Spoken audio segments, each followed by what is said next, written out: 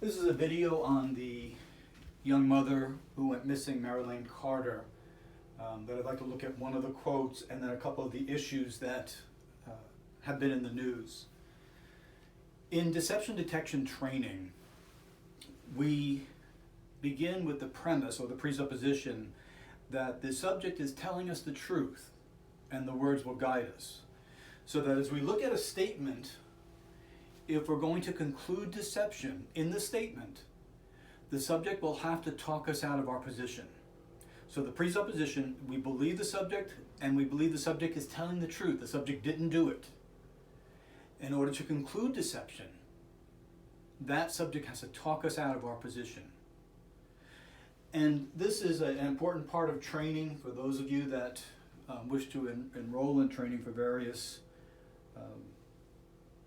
reasons, including employment, discernment, law enforcement, military intelligence, etc. It's always important to look at a statement in context. The context. Some context is very easy. There has been a theft and we wondered if you did it. And so we look for the person's words to guide us that they didn't do it.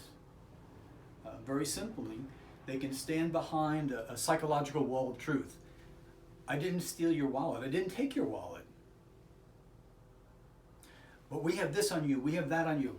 But I didn't. And this person is just standing behind this psychological wall of truth because it is truth. And truth being that powerful entity that protects them. Even those under false accusation, they can become defensive after a while, but they still remain behind that wall of truth. Well, why should we believe you? I don't care if you do. It's the truth. I told the truth. And there's almost a dismissiveness about that because they didn't steal or take the wallet. So here we have an interesting quote. The missing young mother is a mother of 3 children, and she is married to a pastor. So we have all that as part of the context, including a religious background. He said, she's a loving mother, loving wife. We have a great relationship. I miss her terribly. I want her home. I want her home with our kids. So this is an abbreviated statement. This was especially where it's reported in media, where the quotes are cut up. And so it was obvious in context that he was speaking about her, and this was the quote that was used. They also spoke about mental health issues, insomnia, which we'll get into a little bit, and some of the details regarding the case itself. She's a loving mother, loving wife, and it's noted that we have in this very short statement, we have 1, 2, 3 uses of the pronoun I. What does that tell us? It tells us that he's psychologically in this statement. He is committed to this statement. He has what we call psychological presence. So we're always focused on pronouns. And these 3 tell us he's in the statement. He's here.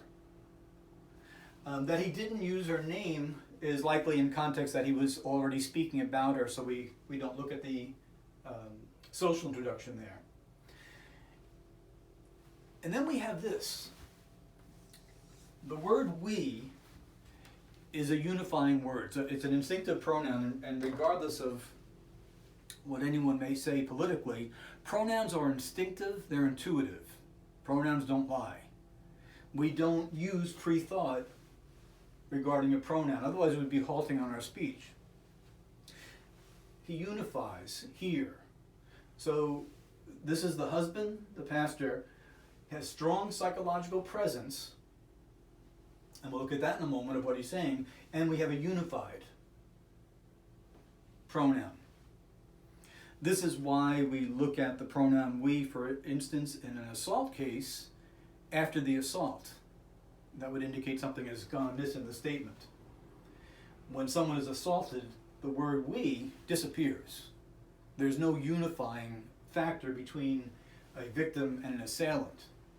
So he begins with, she's a loving mother, loving wife. We always note the order of what someone speaks in to address priority. And here the order is a loving mother and a loving wife, mother before wife. This is somewhat expected when children are young and in need of care. So if they have any children that are young and in need of being watched and care, it is expected that mother might be a priority over wife. We often will hear the expression, she's a wife and mother. Wife coming first might be a hint that the children are older and capable of self-care. So she's a loving mother, loving wife. It's the first thing we have in this abbreviated statement. We have a great relationship. Now this is unusual in a missing persons case because we're going to ask, why would he have a need to express the quality of their relationship? Because it almost sounds like, don't blame me, we have a great relationship. Again, we look at the context. And the context is going to be of regarding mental health. I recognize that he's united. Now this could be something that we can be alarmed about. Is he saying in the present tense that they have a great relationship now that they're apart? Or is something else at play here? And so we allow a context to help guide us. We also will put in various contexts of what may have happened to see what fits a language, what's appropriate. Remember, we're working on the belief that he's telling the truth and he had nothing to do with this. He'd have to flip that on us. He'd have to talk us out of that. So he has a unity with her, and we know that there is a mental health issue involved.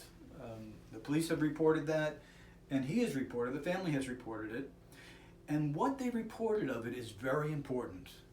This is called a linguistic disposition. A linguistic disposition tells us what the subject, speaker or writer, thinks of the person being addressed or an event being addressed.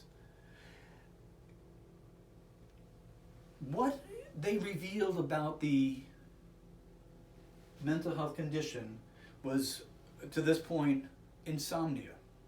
Insomnia. Now, mental health is something that is still quite a sensitive topic among Americans, somewhat embarrassing for many. And what we have here in the linguistic disposition is a positive one. A positive one.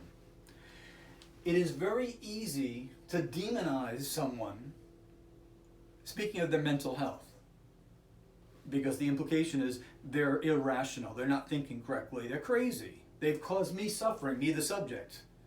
So somehow this is their fault. This is not the case. By using the generic seeking mental health help, the subject is actually protecting her reputation. That is consistent with, I miss her terribly, I want her home with our kids. And then we'll look at the pronoun here to decide what that means. So the linguistic disposition regarding her mental health is positive. He's not demonizing, he's not blaming, he is not pummeling her. And we see this sometimes in guilty cases or in ugly divorces. She's a loving mother, loving wife. We have a great relationship. So what caused that? Well, with mental health, there can be several reasons why that would enter his language. It could be that people have said to the contrary. When there is a mental health issue within a marriage, there is trouble, there is difficulty. There are things that are embarrassing. But it may be even more than that. It may very well be nostalgia speaking, and he could be hoping that she hears this as well.